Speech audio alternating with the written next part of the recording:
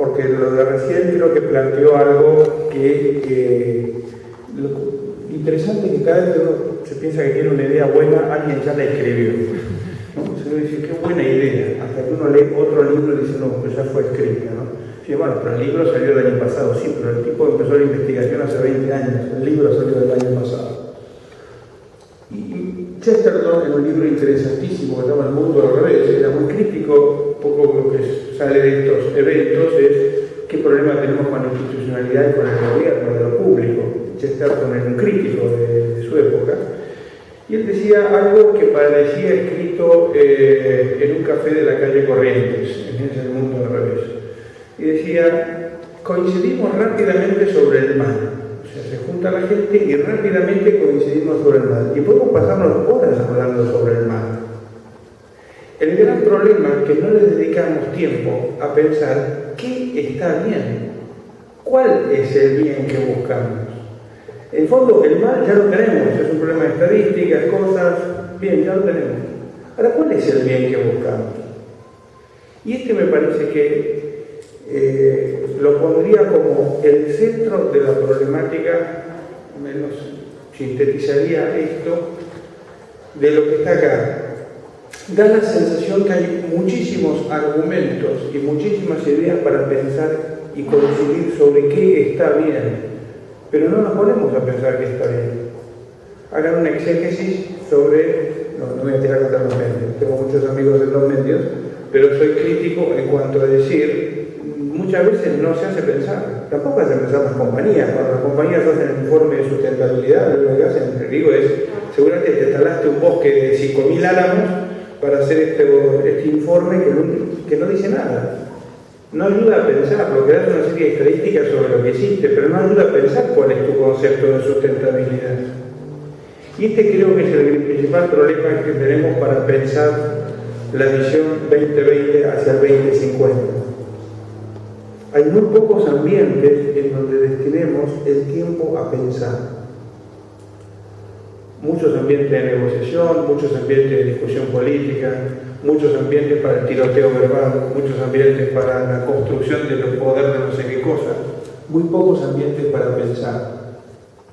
Y yo creo que hay que agregarle cosas a lo que, operativas a cada una de las líneas que se mostró recién Sebastián, de cómo se construye la visión para el 2050, porque me parece que más allá que coincido con lo que dice Daniel sobre el tema de que hay unos valores dentro de la sociedad, o sea, uno recorre el país y la idea de familia existe, o sea, está, y la idea, la ilusión de cualquier mujer hasta el campo, yo soy de la provincia de Buenos Aires, es los chicos ya con el guardapolvo blanco para mandarlos al colegio de una manera, como sea.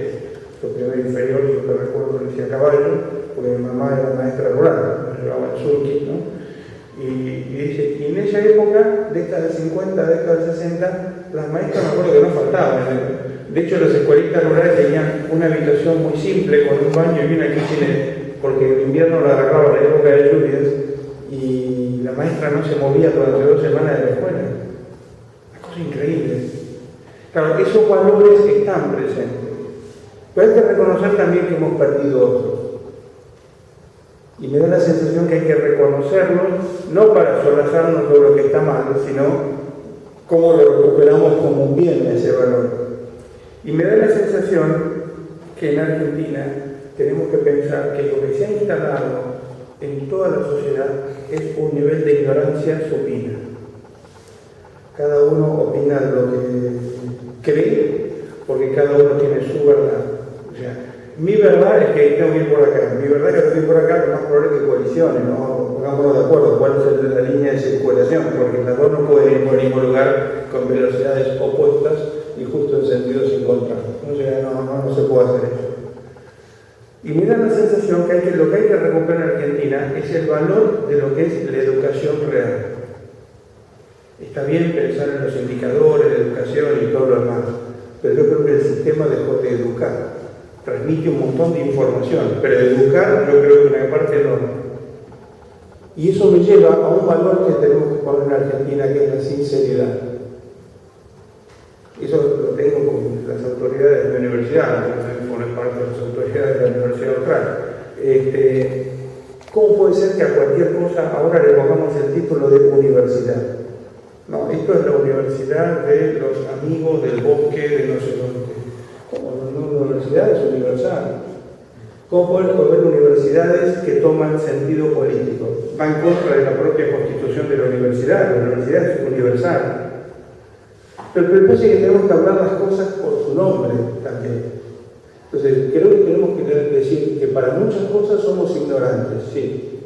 Estamos opinando de una manera que no corresponde. ¿Por qué digo esto?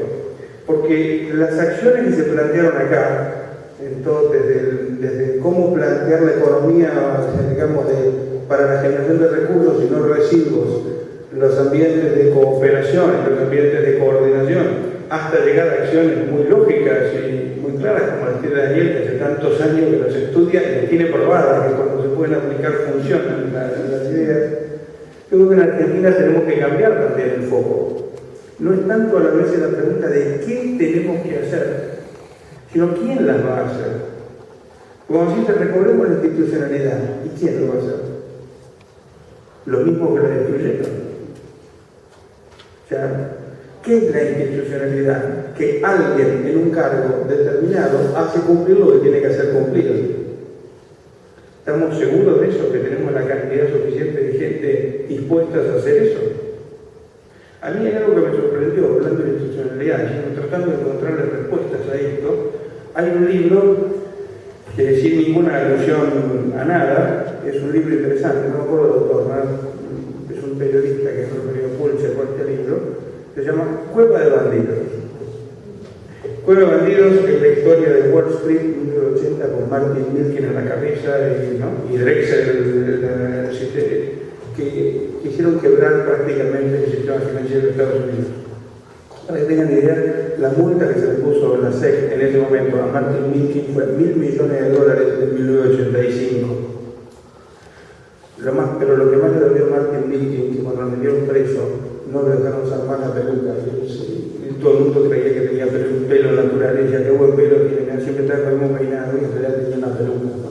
Peluquín porque era pelado. Eso fue de vuelta, a partir de ahí no se recuperó. Cueva de Bandidos. Y uno dice, esta gente manejó billones y billones de dólares, compró cuanta voluntad había, todo el mundo estaba vinculado a los mercados de fusiones y adquisiciones y los bonos basura sabía. Cuando los directorios de las compañías sabían que iban a una fusión o una adquisición, sabían lo que pasaba, sabían lo que era manejar. Pero no me voy a ver cómo se usaba la información confidencial, porque estaba el árbitro que era el Estado, la SEC, después había otros árbitros privados y todos los operadores. Y todos se ponían de acuerdo en un flujo de información para maximizar la renta para algunos y otros quedaban a los que eran los que compraban los bonos pensando que el futuro iba a tener mayores ganancias.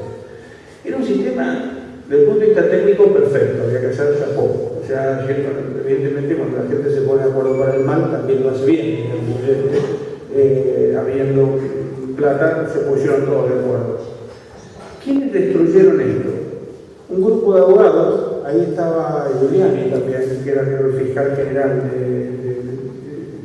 de todo este tema de Nueva York. Después de ahí saltó a la política, el fiscal Giuliani manejaba a los fiscales. Y era un grupo de fiscales que no llegaban a ganar $50.000 por año. Eran unos lauchamal, describen cómo vivían los chicos, ¿no? Con lauchamal.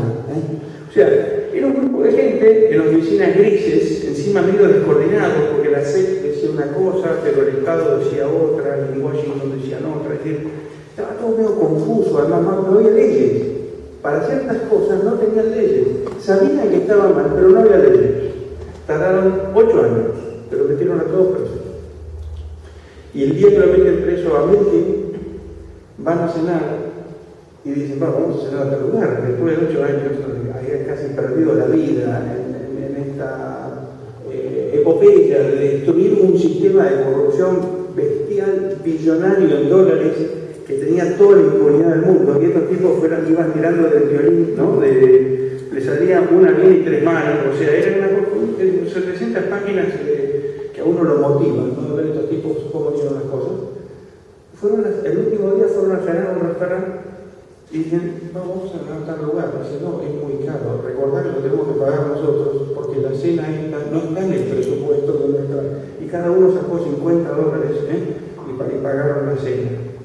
¿Qué quiero decir con esto? Que cuando el bien también trata de imponerse, lo va a hacer. Y casos como este lo demuestran, y que más importante que tener una superfiscalía con 700.000 abogados y todos cibernéticos y todo lo más, había que tener gente con mucho sentido del deber. Y que no le importaba salir en la prensa escrachados por Milking durante un año, diciendo son los inútiles estos tipos, ¿no? Me tratan de perseguir, pero yo no soy, todo. Y sin embargo lo hicieron. Mi sensación es que el proceso en el que estamos hoy es un proceso que lo tenemos que llamar, para llegar a la 2050, refundacional, porque tenemos que reconstruir valores que nos unen en la sociedad.